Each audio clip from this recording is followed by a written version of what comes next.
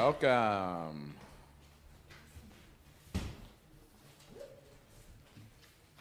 Hi. Good morning, everyone. Welcome to Genesis Center for Spiritual Living. Please stand and sing our opening song, My Soul is Welcome Here.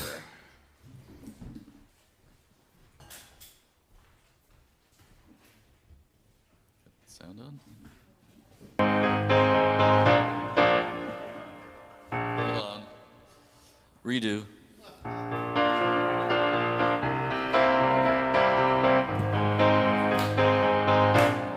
I'm in the right place at the right time.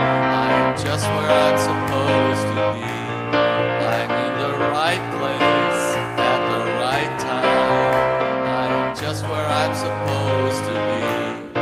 I'm in the right place at the right time.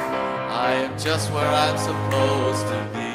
I'm in the right place at the right time. I am just where I'm supposed to be. Oh, my soul is welcome here. Oh, my soul is welcome here. I am getting the message loud and clear. My soul is welcome here. I am getting the message. Oops. I'm in the right place at the right time. I am just where I'm supposed to be. I'm in the right place at the right time. I am just where I'm supposed to be. Oh, my soul is welcome here. Oh, my soul is welcome here. I am getting the message loud and clear. My soul is welcome here. I am getting the message loud and clear. My soul is welcome here.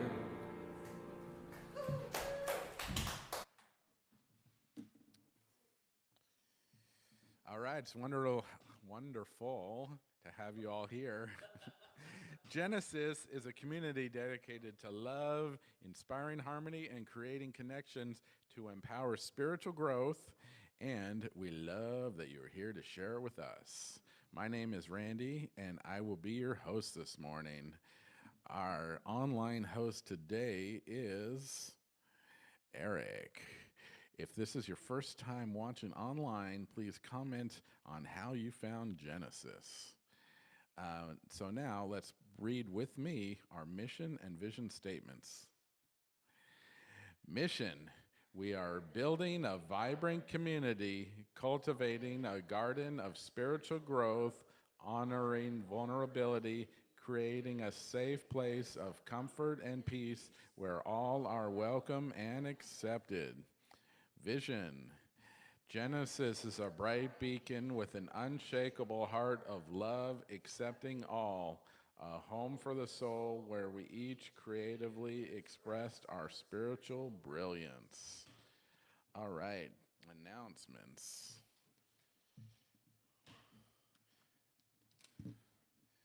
All right, number one, Rose Palmer, practitioner from CSL Seattle, is inviting all Genesis to walk in the Seattle Pride Parade on June 30th, 2024 from 12 noon to 4, tentatively. Last year, they did not get going until 1:30, so arriving late is okay. This is one day among a whole year where love is love, and the location will be downtown Seattle, 4th Avenue to the Seattle Center. We will send out directions. Please email Rose Palmer RSCP at rmpalmer62@gmail.com for more information. If we can get up to 3 people, we can use the Genesis banner. All right. Christy Randolph is hosting a mindful eating group on Monday nights via Zoom from 8:30 to 9 p.m. Email randolph.christykcase@gmail.com to be added. We do a book study after service from 12 to 1. Drop in whenever you feel like it. Okay. There's also a social justice sign up at the table. So if you want to check that out, I'm sure you can read about it and just walk over there and take a look, and it's great. So there is also a sign up at the welcome table for the mental equivalent class, having a subjective idea of the desire experience. Leap into a state of true potential by activating the powerful law of mental equivalence. For every formed thing in the universe, there is a corresponding mental image. Discover how to measure and expand thinking to create a larger mental image so that your greatest desires may be demonstrated. This is a 5-week course beginning on July 10th and ending on August 7th, offered on Zoom from 6 to 8 p.m. Cost $200 or $170 if you register by July 1st. Cynthia Zink, practitioner, will be your instructor for this fun class on learning how to demonstrate the desires of your heart. All right. Cynthia knows I love her. All right. Yes. In-house recorded. Sure. So if anyone is visiting Genesis for the first time, we'd love to meet you and learn how you heard about Genesis. Is anyone comfortable with standing and introducing yourself? Do we have any new guests online? All right. So if we do, we're glad you're here today. And if you'd like more information on Genesis, you can visit our website, genesiscsl.org. Okay, so now is the fun time. Please stand and take a moment to greet those on either side of you.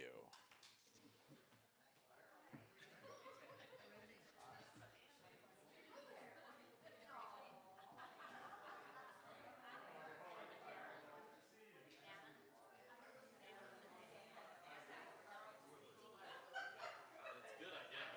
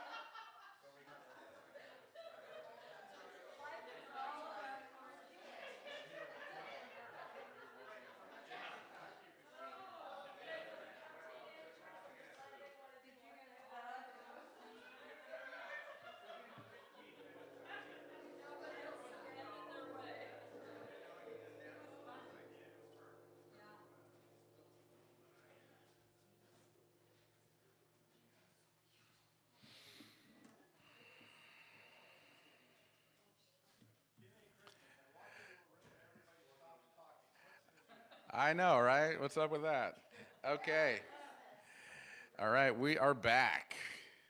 Okay, so let's thank those who volunteered today. So our morning greeter, Cynthia, projector and video, Mike and Eric. Our offering will be collected by Gideon. Our sound tech is wonderful Soren. Online host, I think we said, it's Eric.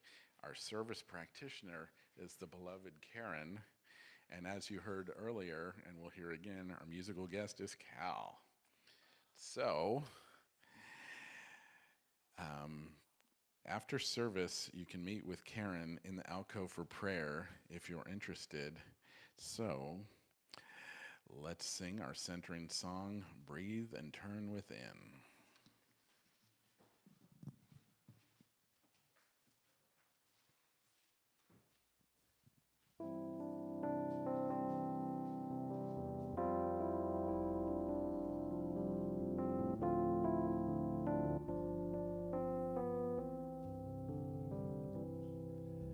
I breathe and turn within.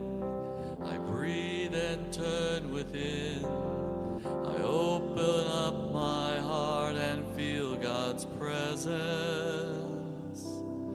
I breathe and turn within. I breathe and turn within.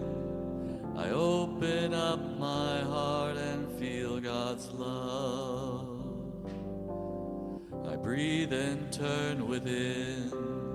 I breathe and turn within. I open up my heart and feel God's presence. I breathe and turn within. I breathe and turn within. I open up my heart and feel God's love. I pray and turn within. I pray and turn within. I open up my heart and feel God's presence. I pray and turn within. I pray and turn within. I open up my heart and feel God's love. I sing and turn within. I sing and turn within. I open up my heart and feel God's presence. I sing and turn within. I sing and turn within. I open up my heart and feel God's love. I open up my heart and feel God's love. I open up my heart and feel God's love.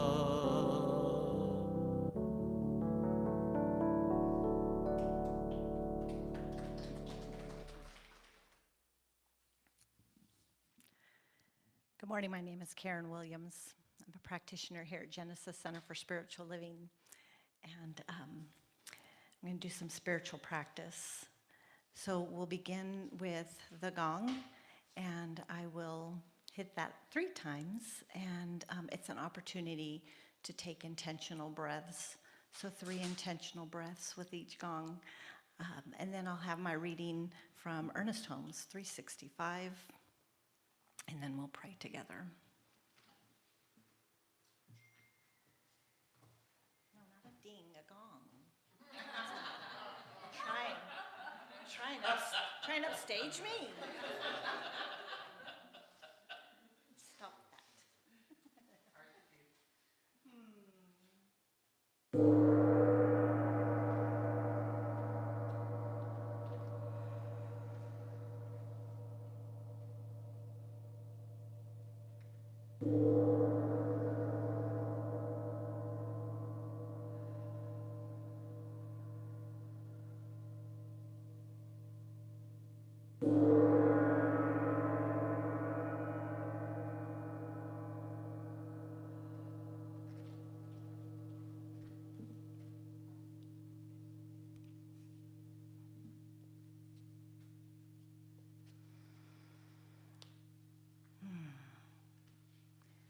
writing out that vibration.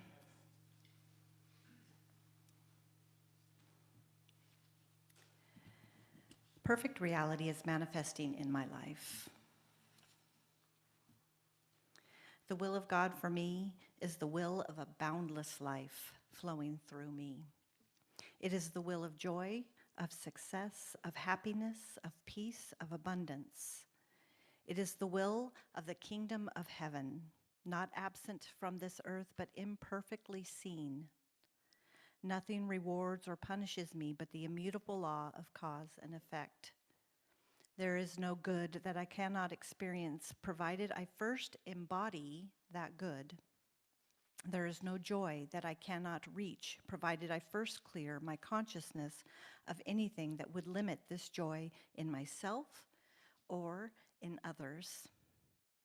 I dispel any doubt in my mind as to whether or not God wishes me to have the best.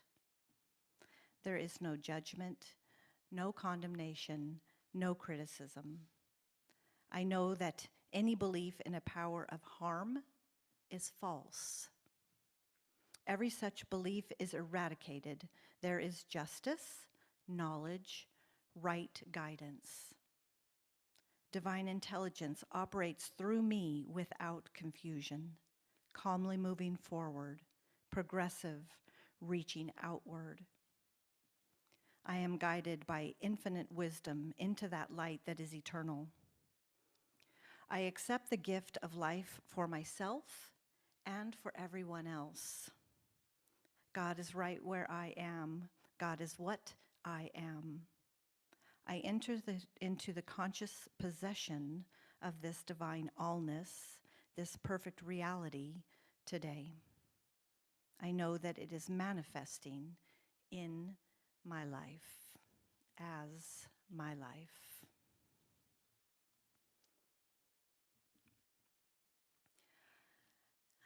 So we'll pray, knowing that it is the all in all, the source, the Alpha, the Omega, the peace, the wisdom, the power, the life, the love, that is operating, that is unfolding, that is manifesting, that is directing, that is ordering all of life. And any perceived separation from that goodness is eradicated in each individual mind. And every moment that we take to center ourselves back with Source, with good, is a moment of power, and it is a moment of healing. And so the invitation is that I accept the challenge, that I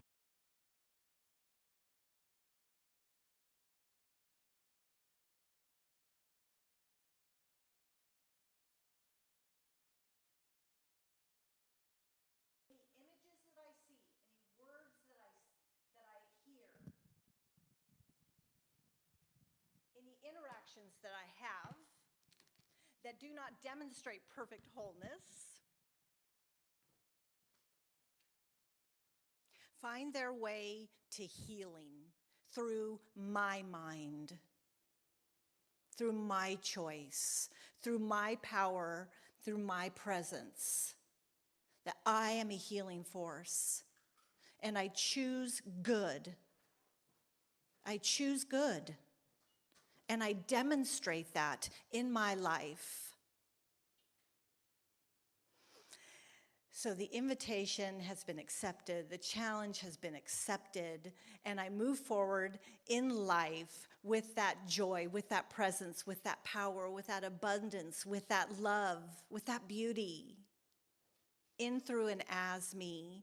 I know that this is true and available for all beings everywhere. I give great thanks for this, and I know that that this very power and presence is the very power and presence that moves through Reverend James this morning as he speaks his word, that it is divinely inspired and guided and directed, and that I am a receiver of that good. I give thanks for it. I give thanks for Genesis. I give thanks for each of the members that are here and those of you who are watching online. I give thanks for it all, knowing that it is all good, that it is all healing, that it is all power, that it is all love, and so it is. Please welcome Cal.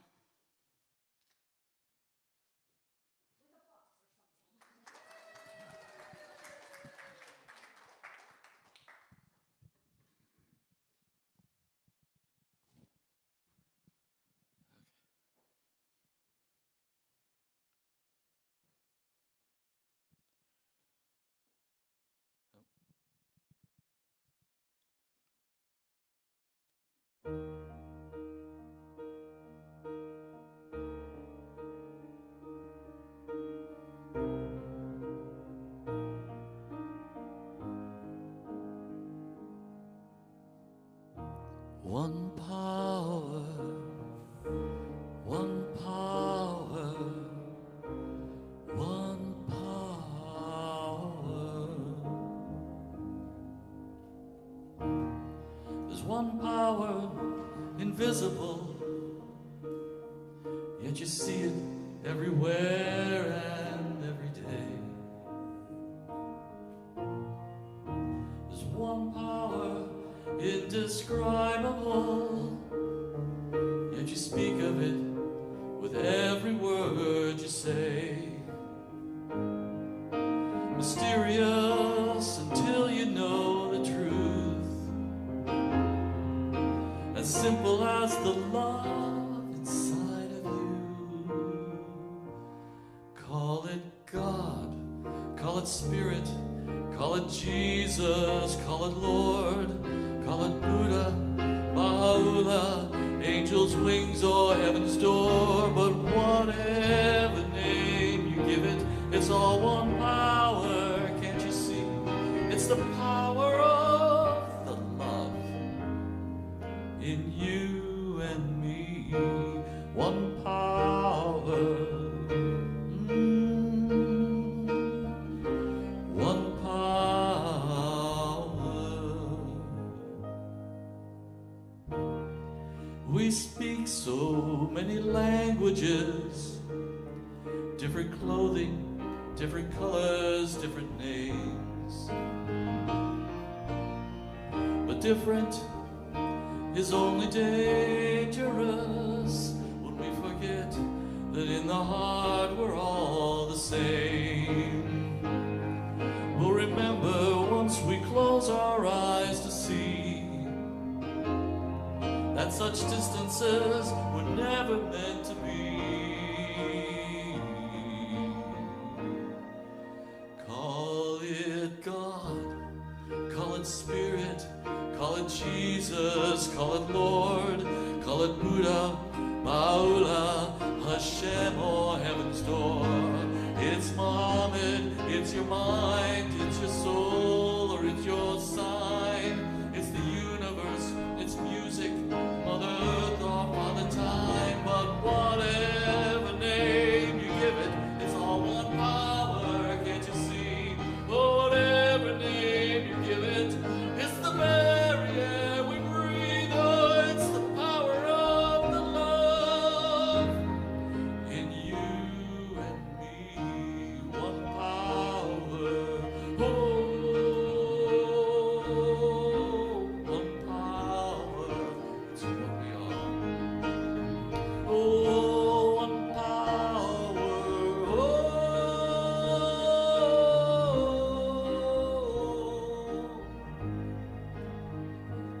It's the moment of creation.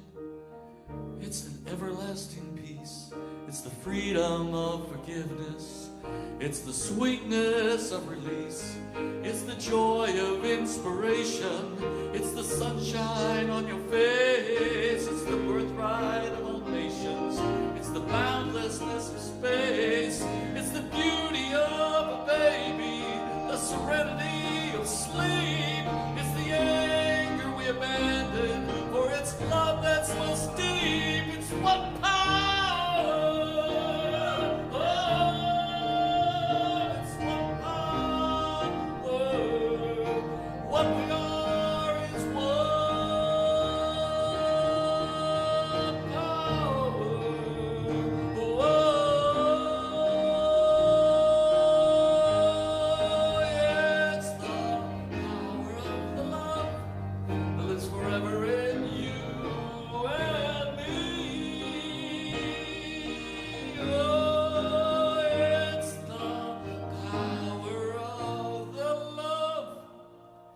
between you and me. Whoa.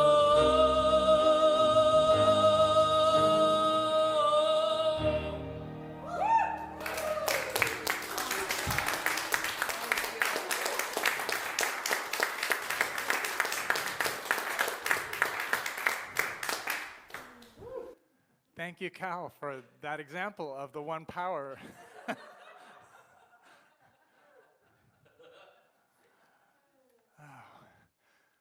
So it's June, and June gets its name from the Roman goddess Juno. Juno she's the wife of Jupiter, the head of all the Roman gods. She's the god of marriage, which is why one of the reasons why June is so popular for wedding ceremonies, because Juno rules it. She's also the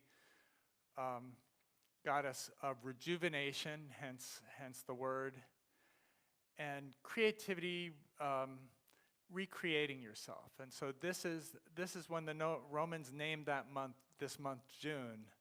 They just they could see all the archetypes, all the things happening in June, and they knew that Juno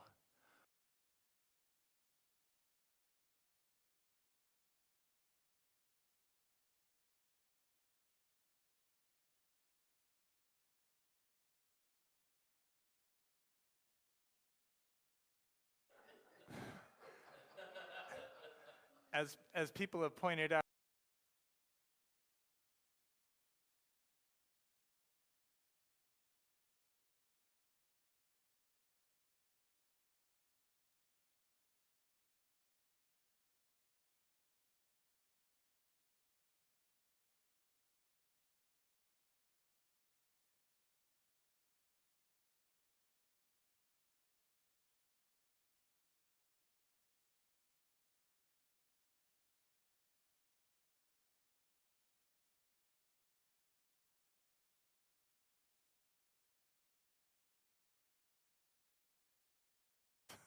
I was debating as to whether to just round it up to 16 hours, which I recommend you do. It takes too long. But that's why it's so warm. In May, the average temperature is about 52 degrees, and it's about 60 degrees for June. The average high is 69.9, or really 70 degrees is going to be our average high temperature. Next week, it looks like we'll see some 80s. Our average low is 52, which seems a little nippy, but not compared to the 44, which was our average low in May. So we're moving into the warm month, and we can thank Juno for that. One of the things we're going to do over summer as regards signing up, we're going to sign up to help build a tiny homes in an organization which builds tiny homes and then sets up tiny home villages. The reason we like this, we picked this because we wanted some kind of spiritual social justice program. And tiny homes, when they're put together in a congregation, they can turn an unhoused person, they can turn 3 unhoused people into housed people per year. And so it's really a good step it's a very reliable economical step to move people from being unhoused to being housed. Once they're in that community, they can take all the steps they need in order to have the resources to be a housed person employed. So I'm mentioning this because if you sign up, a group of us are going to go visit the tiny home factory one Sunday after church. It's about 16 minutes drive from here, and they're open from 2 to 6, and we just stop in and get the whole tour. And then whoever wants to sign up to actually spend 2 to 6 on one Sunday building, we can do that as a group. Right now, September's already full, so we're signing up for October. But that's good, because there will be more of this wonderful rain to be inside. while we're building tiny homes. So, oh yeah, the average June has 9 rainy days in it. So this is our January. 21 non-rainy. You know, overcast counts as non-rainy. I think rainy around here is like 1/100th of an inch or more. But we'll get 2 inches of rain if it's an average June, and over 9 days. So it's at the beginning of the new month, I like to review what we've been doing for the year. This year is about a grand rising. And grand refers, you know, last month was good to great to grand. Grand refers to beyond human greatness, but bringing in the Spirit into our lives and executing Spirit, working with Spirit to really bring things to a grand approach to our lives. This month is about holy boldness, but what we moved from, we started off with our beginning in January where we did visioning and white stones and letters to God after doing burning bowls in December. February was about divine discontent and how we can do hard things. And by the more hard things we do, this activates emphasizing our interior cingulate cortex. In March, we talked about how we've never done it, different ways to approach things. April was about giant gentleness. If you're going to, we do want to be like big in the world, but being gentle is really sort of moving into the world, not fighting against the world, but moving with the world in a gentle fashion. And then in May, it was good to great to grand, how to, you know, methods of moving through that. Today, for our boldness, here it is. I'm going to have us say this 3 times together. I am bold, courageous, and brave. I am bold, courageous, and brave. I am bold, courageous, and brave. And we know this is so. This is our nature. And by being bold, it doesn't mean, you know, like our giant gentleness, we can be gentle in our boldness. The recommended reading for CSL this month is from the head of the NAP ministry, Rest is Resistance. And so boldness doesn't have to be about pushing yourself harder. Boldness can be about listening to yourself and knowing what you need to do to be resilient and to be able to accomplish what is yours to do, what is ours to do. So sacred audacity we talk about this week. We can choose to live large or small, but life invites us to live with gusto and verve. The only thing holding us back is ourselves. Our attitude, outlook, willingness, perseverance, persistence, and resilience are critical. There's a sacred knowing deep within us that always supports and guides us. We can listen to that sacred knowing. Combined with courage, tenacity, and keen inner listening, this innate knowing will deliver us from and through anything. As we work in partnership with Spirit, all things are possible. When we act intentionally, humbly, and from our wellspring within, we can enjoy a bold, grand rising into a new moment of transformation. This sacred audacity fuels us to reach, to stretch, to strive. So we know that there is a power for good in the universe and we can use it. This is a sacred principle and universal law. When we learn, know, and understand this principle, we can act with holy boldness and sacred audacity to name, claim, and declare our good in full acceptance of this truth. So our 3 aspects we're going to discuss: courage, spirit, and imagination. And inner courage. It takes inner courage to even think about acting boldly. We can ask ourselves, is what I want to do detrimental or harmful to others? Is it something that sings to my heart and brings me joy? These questions can help us unpack our inner thinking, learn what's really there, and help us determine which way to go along our spiritual path of unfolding and developing inner courage, holy boldness, and a sacred audacity for living. So, Oakland is the home of Jack London, who wrote adventure novels 120 years ago. And they have a Jack London museum that you can go visit. And a sports writer had come to interview Ken Stabler, the then quarterback of the Oakland Raiders.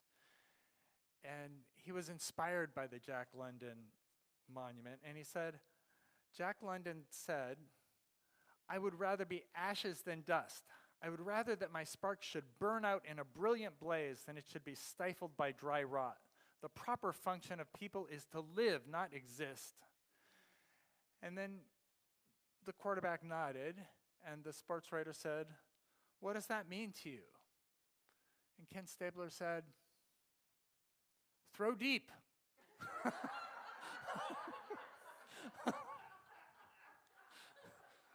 He applied it.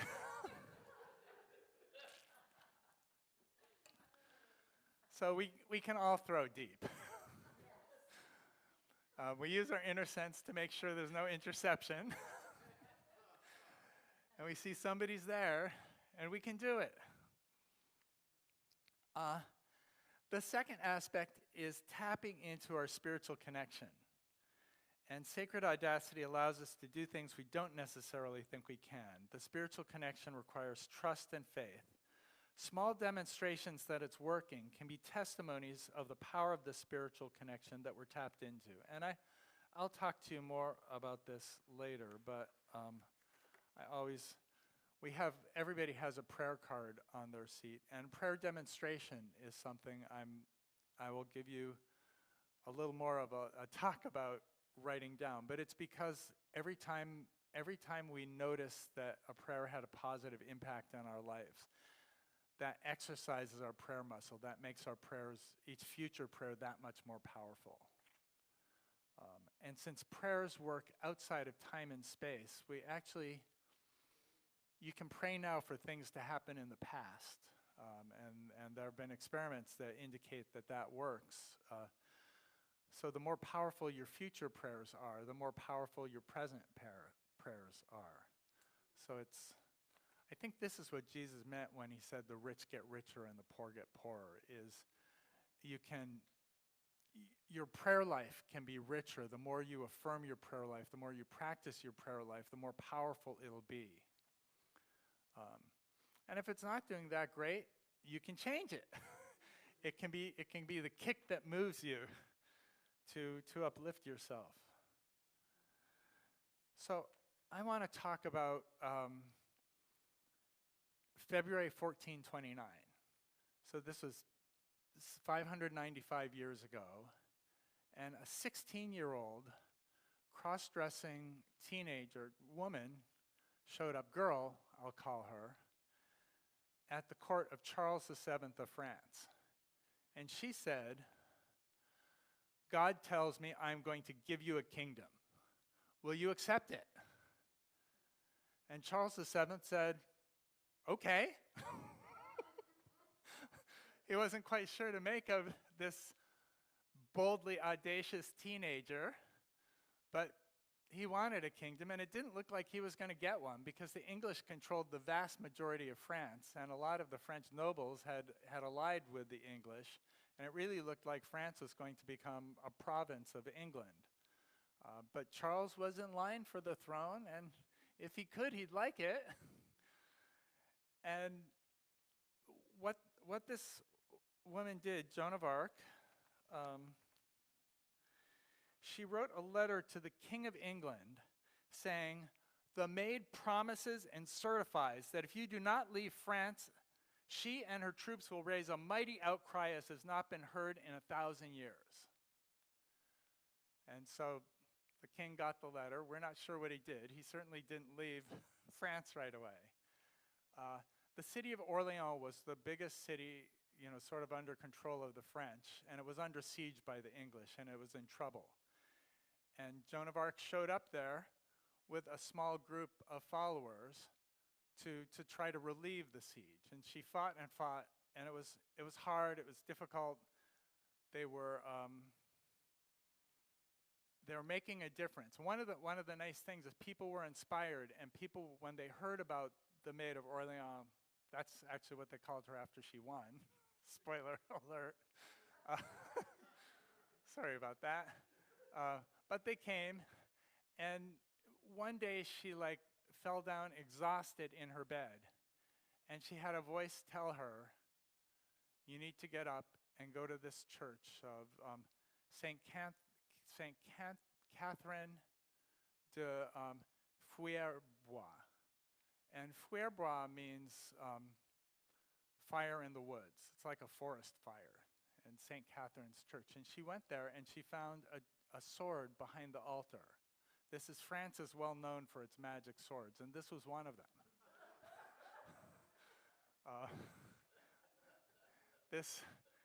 And she took that sword, and with that sword, she relieved, within a couple of weeks, she drove the English army away from Orleans, managed to get food and supplies to the people within. And that was when they called her the Maid of Orleans. And she won 5 more battles with the English before she finally reconquered the city, Reims, which is where the king would be coronated. And so then Charles VII got to be coronated there, and so he became king of France as she had promised.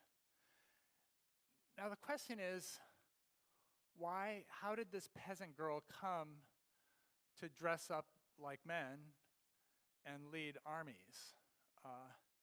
And it happened when she was 13, and she had 3 invisible beings show up.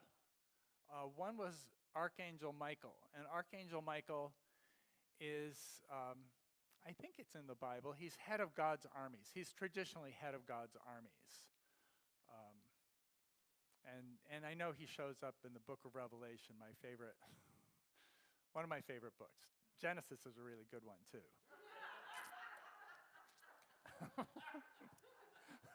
But Michael doesn't show up in Genesis. Michael, and then St. Catherine and St. Margaret. And they showed up and they said, "We're going to teach you how to free France." And St. Margaret and St. Catherine taught her to listen to spirit, how to listen to herself, how to be resilient, how to talk with upper crust people. This was a very stratified society. And she learned everything she needed to know about religion, everything she needed to know about communicating with the wealthy, with the nobility. Michael taught her how to fight, how to strategize, how to plan, how to be the best general of her age. And so she went and she won all these battles, but she did her work. It was 3 years of studying with these guys before she showed up at the front porch of Charles VII. And so she had the boldness. She definitely had the spirit, because we know from reports these guys were talking to her all the time. One of the reasons, why do we know so much about this 16-year-old girl from, 600 years ago?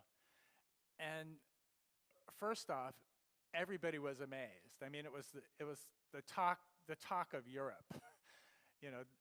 The English armies were going and winning and winning and winning, and suddenly this 16-year-old cross-dressing girl shows up, and the English armies are defeated at every turn. They cannot catch a break, and all of France is rising up in order to follow her. But actually the story is, things didn't end that well for her. It ended well for France. They speak French, so that's an indication that she won. But about after a year of battle, she lost her magic sword, and the story is, and I believe it because they documented everything so well, she saw a prostitute and she sort of like smacked her on the rear with her sword, and the sword crumbled at that point. And so the idea was that she wasn't using the sword for the purpose it was meant for. She was using it for applying societal judgment. And after that, she never won a battle. She lost the siege of Paris, and then she was captured by a French army, some of the French who were allied with the English, and sold to the English, and went on trial for heresy. that's where we have most of the records of her. So people wrote books and articles about her because when she was being really cool, and then they took meticulous records in court and they kept the records because they had that trial, and then where she was sentenced to be burned as a witch. 35 years later, they had another trial where she was completely exonerated and declared a saint. Little late. But this is what Jack London said. I would rather leave ashes than dust. She left ashes. And when she was burned, she had her saints there. She had her saints there, protecting her. I mean, they didn't protect her physical body, but they kept her going, and the spirit of her managed, to enable the French to complete the conquest of their country, the reconquest, and get England out of France. So this is boldness. This is spirit, and Joan of Arc, I think, is one of our best examples.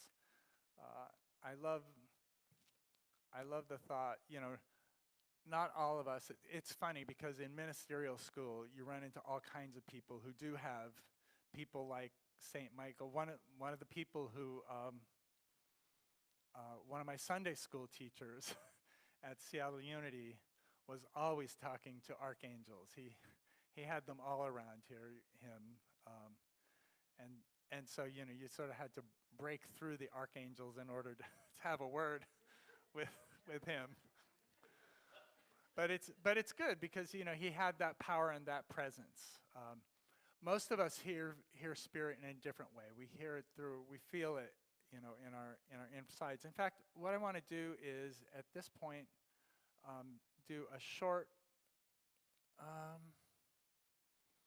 I'll do a short meditation just to have us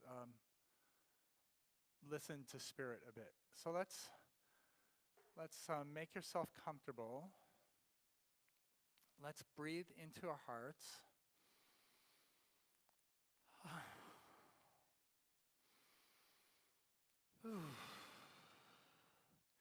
And what I'd like you to do, you can touch your heart if it helps you focus on it. And we want the feeling of appreciation, of gratitude in our hearts. And the best way to get that is to think of a loved one, maybe a beloved pet or a grandchild, or some event, anything that brings up the feeling of appreciation. And when you feel that feeling of appreciation, just allow yourself, just notice how that grows. It grows in your heart. It grows, and it grows beyond your heart and fills your body.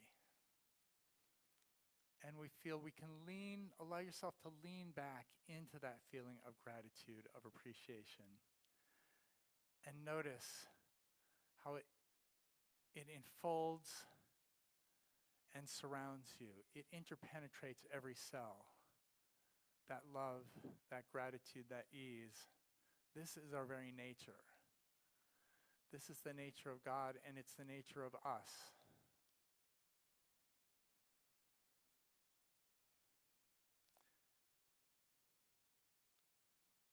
And now let's briefly move our awareness down into the earth. Imagine that you have roots growing, connecting us to the earth. And feeling our connection to the earth, know that we are beings created from the earth. We live on the earth. We breathe in the atmosphere from the earth. Everything we eat and everything we know comes from the earth. Mother Nature has provided. And bringing our attention back up to our hearts, we allow ourselves to lay back in the love, in the connection.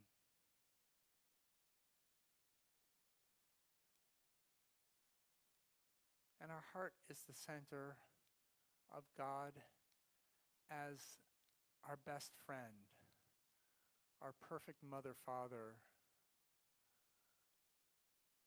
our biggest supporter, our closest intimate,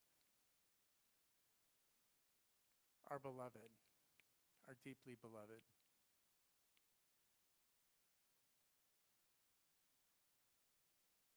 And as we rest for a moment in this love, allow yourself to sincerely ask, is there a message or a gift for me?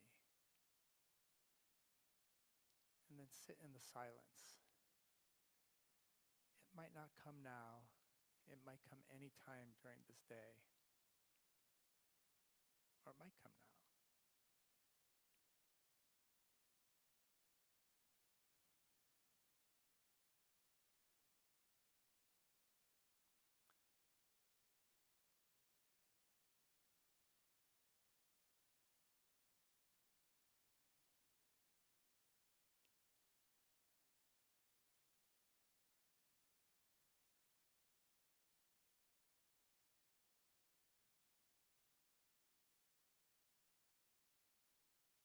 And now take another deep breath into your heart. Whenever you're ready, you can restore your attention to the room. And if you like, you can open your eyes.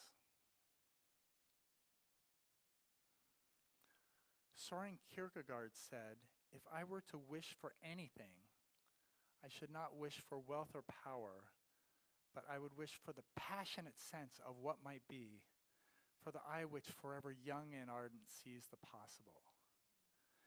The passionate sense of what might be, for the eye young and ardent sees the possible. Thank you, Soren Kierkegaard. So imagination was our third element. We were talking about first boldness and courage, then spirit, and now imagination. It's the imagination to see differently, to see things differently, the imagination to create, the imagination to look outside the box, to color outside the lines. And I want to go back even farther than Joan of Arc. Agnodike. It was 400 BC when Agnodike lived in Athens. So this was before Alexander the Great, when Greece was just a bunch of city-states and Rome was a rising kingdom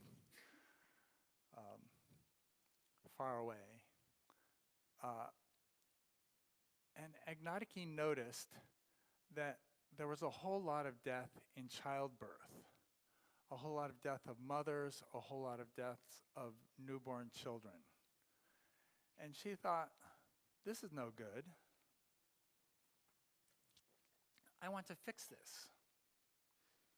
So it seems like a perfectly reasonable thing, except that women were not allowed to study medicine under penalty of death. But Agnodike was like, well, all these women are dying anyway. You know, somebody's got to do something. So Agnodike cut off her hair and dressed as a man and went from Athens to Alexandria, where she studied with Herophilos of Chalcedon. I had to read that right, just in case anyone was a Herophilos fan. Herophilos ran the best medical school, and Alexandria was the place. It was full of universities. And so she studied there for several years until she learned everything she needed to know. And then she went back to Athens, and still, dressed as a man, she became a doctor. Now, Greek women were very modest. You know, this was the culture back in those days. And they were so modest, they did not want to have a man present at childbirth. This would just be too much. And this was a big reason why nothing was happening. There was nobody there who could manage it.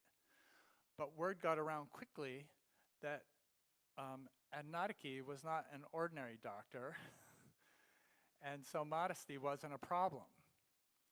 And so Agnodike suddenly was getting all the women wanted Agnodike to come to their childbirth. And the male doctors, the obstetricians, were like, hey, how come they're not going to me? And they're like, I know, he must be seducing them. And so they brought Agnodike to court saying, the only reason why these women would come to you is because you're seducing them. And what Agnatiki did in her defense was disrobed in front of the jury. They're like, oh, I guess you're not seducing them. But, there's always a but here. The men said, well, then we have to put you to death because women are allowed to be doctors. But the word got out from all the hundreds of women who were either current patients or previous patients or future patients of Agnatiki, and they said, you cannot kill Agnatiki. She is keeping us all alive and bringing your children into the world. And so it's actually a pretty quick decision. The Athens City Council said, well, really, let's change the law so that women can be doctors. And so Agnatiki got to be the first woman doctor in Greece, and it's still well known, for women's equality, that women can do anything men can do, and there's no need to restrict them from doing that. So she used her imagination. She could imagine a world where childbirth was safe, where you could have expert medical attention, and where women could do it, where anybody could be doctors. So,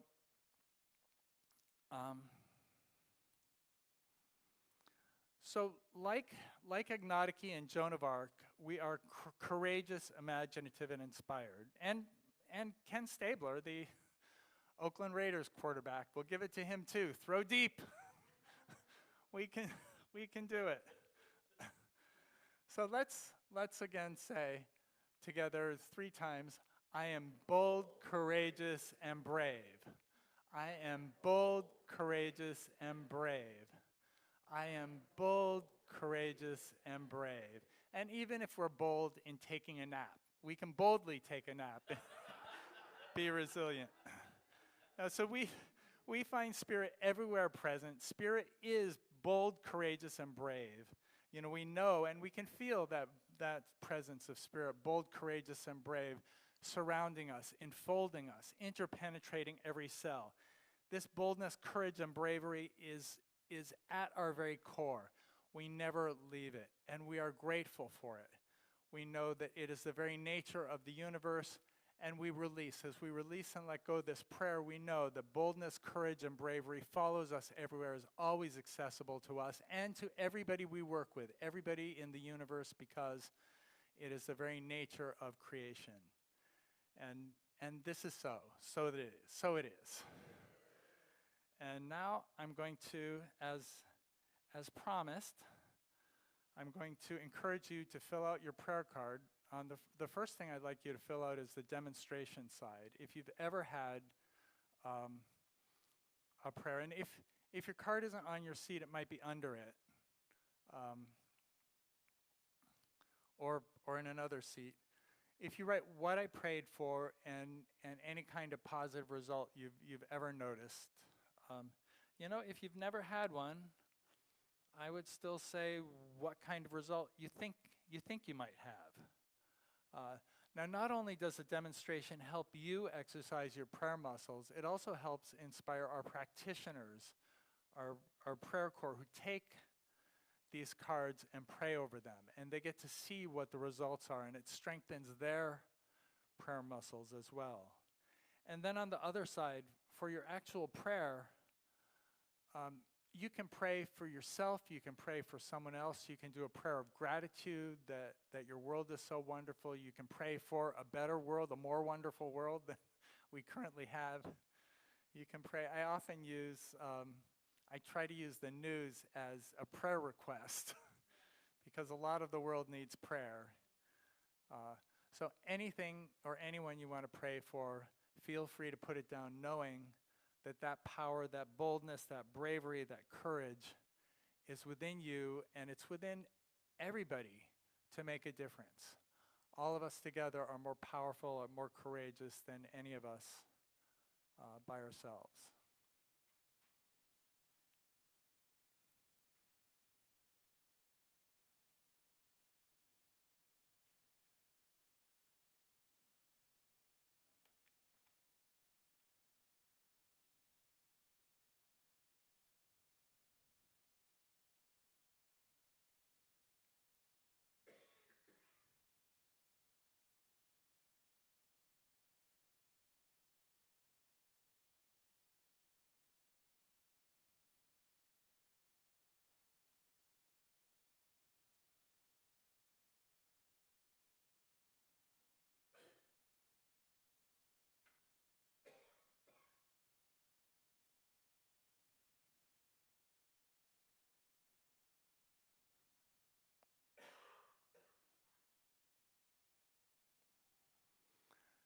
And then while you finish, Cal will come up and we will have a beautiful, we'll have more incredible music.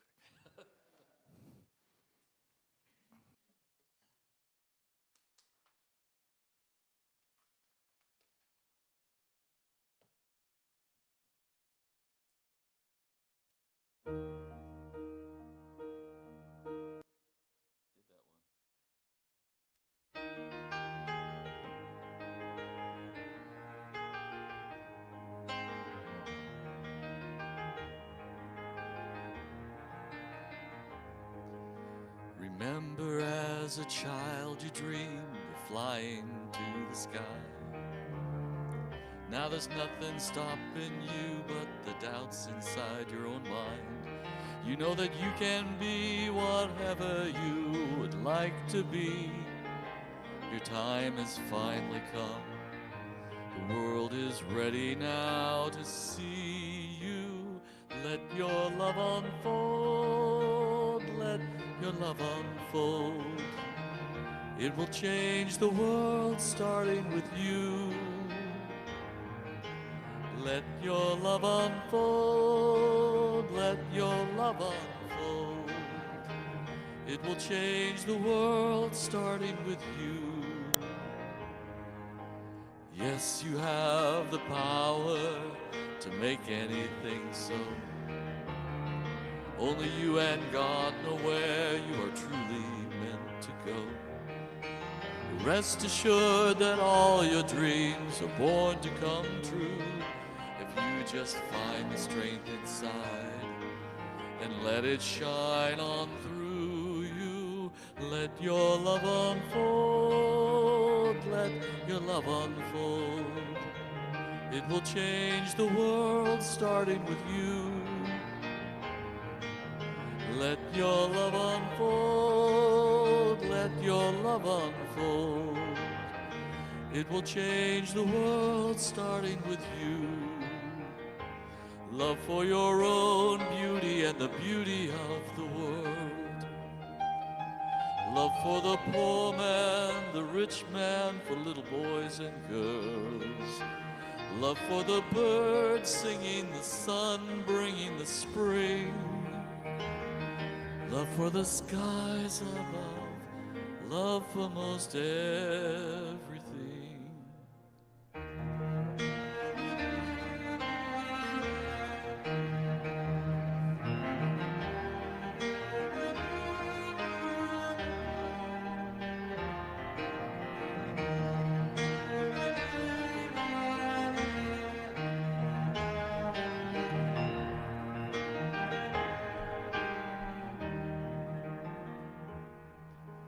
But do you love yourself as you know you should do?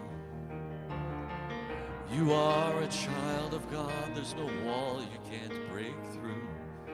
You've just got to believe that your great destiny awaits. All your wildest dreams turn into your certain fate. So let your love unfold. Let your love unfold. It will change the world starting with you. Let your love unfold. Let your love unfold. It will change the world starting with you. Let your love unfold. Let your love unfold. It will change the world starting with you.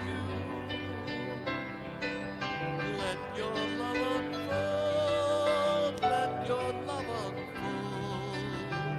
It will change the world.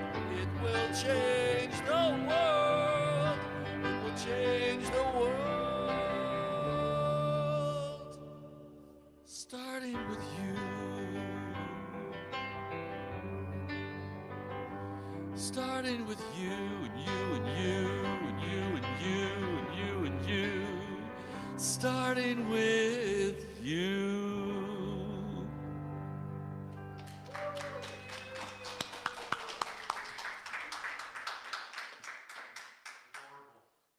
Adorable. Adorbs.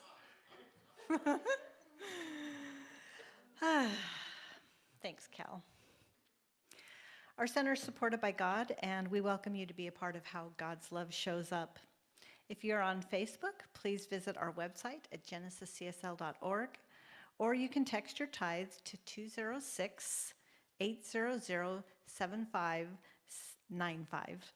So let's take a moment to use this envelope to write down our gift to Genesis this morning.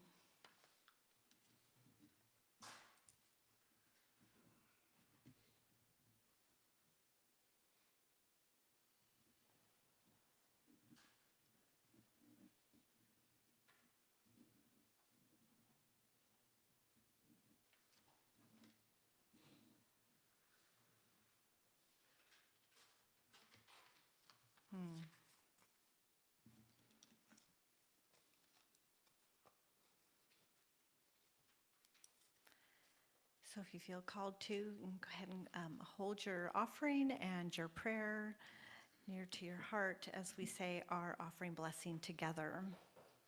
Divine love through me blesses and multiplies all that I am, all that I have, all that I give, and all that I receive, and I am thankful. Gideon's going to come around and collect these offerings while we sing God is My Source.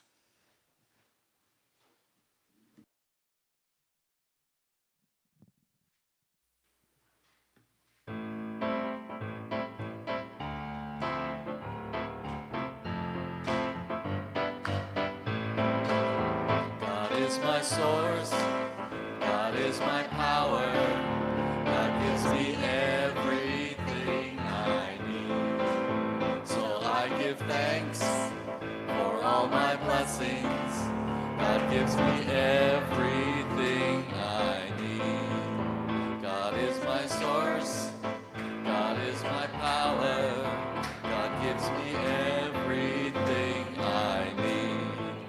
So I give thanks for all my blessings. God gives me everything I need. God gives me everything I need. God gives me everything I need. So I just take a moment to recognize that we have initiated the law of circulation, that as we give, so shall we receive, pressed down, multiplied, and overflowing into the life and the mission of Genesis, into the life and the mission of each individual who has made the offering today, and into the life of Greater Burien and the world at large. This is a wave that we have created, a wave of love and abundance. So thank you so much for doing so. Thank you for joining us today. Thank you to Cal for the beautiful music and to Reverend James for the beautiful message. Please stay for food and fellowship afterwards. It is courtesy of our care circle, God Inform, if I'm not mistaken. So thank you to them. And so please stand and let's sing our closing song, I Release.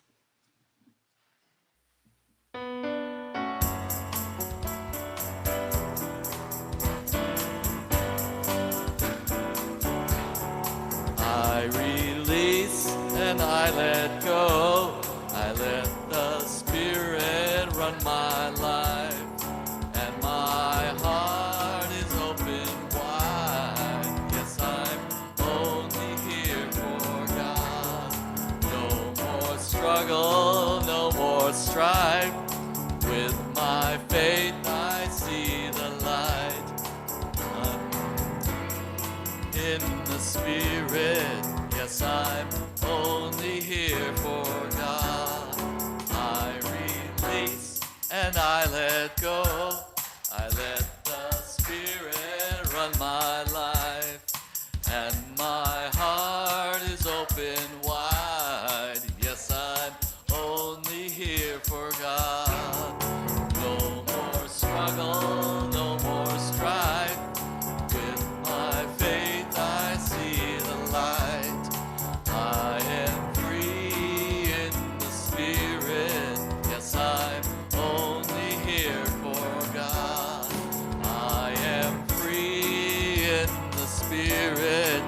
yes, I'm only